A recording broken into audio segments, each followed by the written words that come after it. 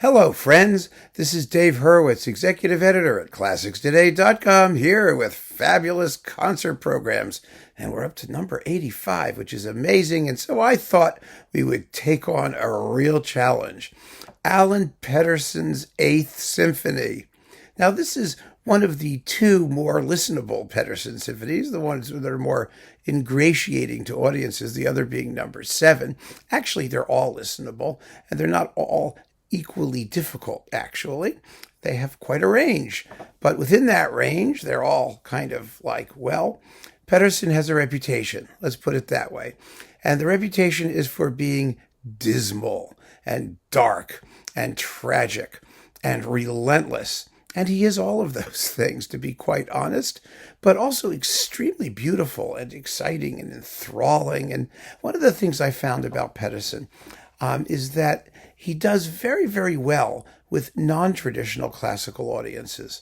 In other words, I have friends who I've had over periodically, and I think to myself, they want to hear something dark and horror movie-like, or something that works, with that sort of sustained, brooding emotional intensity. A lot of heavy metal people are very good with Alan Pettersson.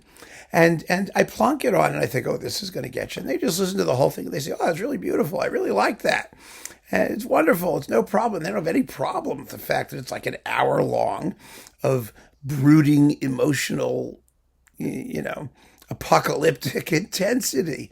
I think it says something about what we're used to hearing these days, because Pettersson does sound like a really dark, sort of sci-fi-ish film music soundtrack. I mean, or something like that. You can a post-apocalyptic nightmare sort of film scenario, and people don't have any problem listening to that stuff these days. Classical music people have a problem listening to that stuff these days. People brought up on Bach and Mozart have a problem listening to that these days. I never had any problem with it because I wasn't brought up on Bach and Mozart. It really depends on what you're used to and what your expectations are. It's not necessarily the fault of the music. And so, yeah, there's no reason you can't do an Alan Pettersson symphony. It depends who's going to come to see the concert, of course. But I think that a lot of people might be very pleasantly surprised by just how beautiful and affecting the music is, even if it is dark. I mean, some pieces are dark, right? I mean, Sibelius is 4th, Mahler 6th, Brahms 4th. I mean, they're dark. People listen to them because they're predisposed to listen to them.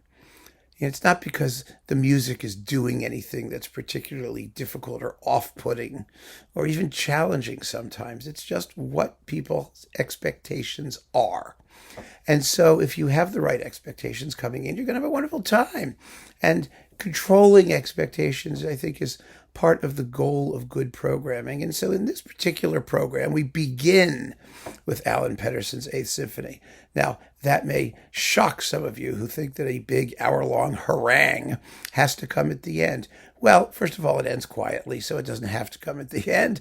And second of all, it's not really the point, that the length has to dominate everything, or the big symphony has to go in a particular place.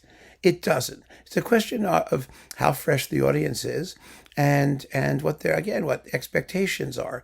I think if you make it very clear that it's a big, long symphony at the beginning, and you say, but the second half is going to give you the payoff, of course. And the payoff is going to come in a moment. But I really think also the reason to do it the Pettersson Eighth first is because it's very, very difficult for the orchestra.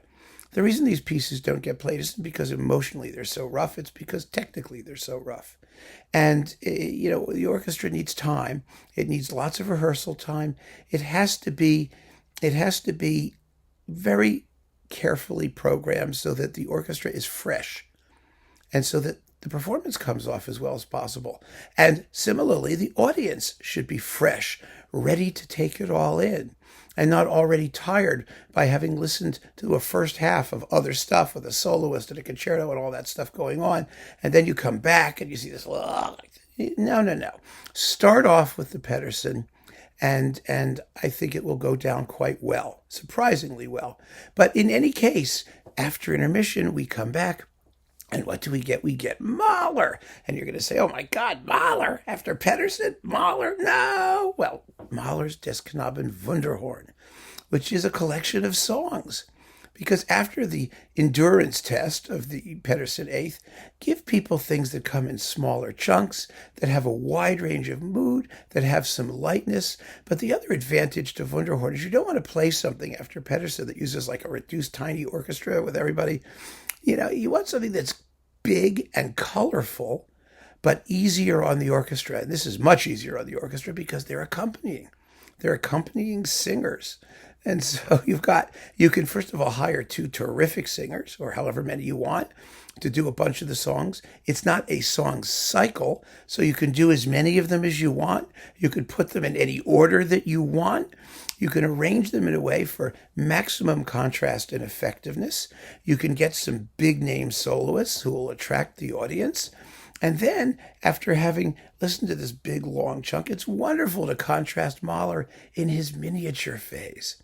But it's still Mahler. So you still get that emotional range. You get the very dark, but you also get the comedic, you get the military songs, you get the folk things.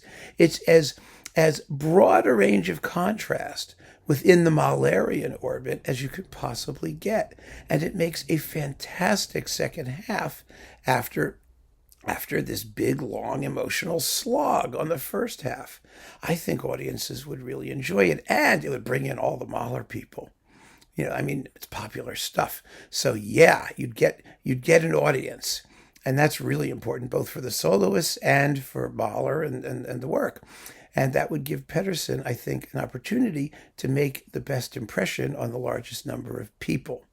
So there you have it, a fabulous concert program embracing a really tough piece of music, but one that I think offers many, many musical rewards, and that ought to be played and ought to be heard. So keep on listening, friends. Thanks so much for joining me. Take care.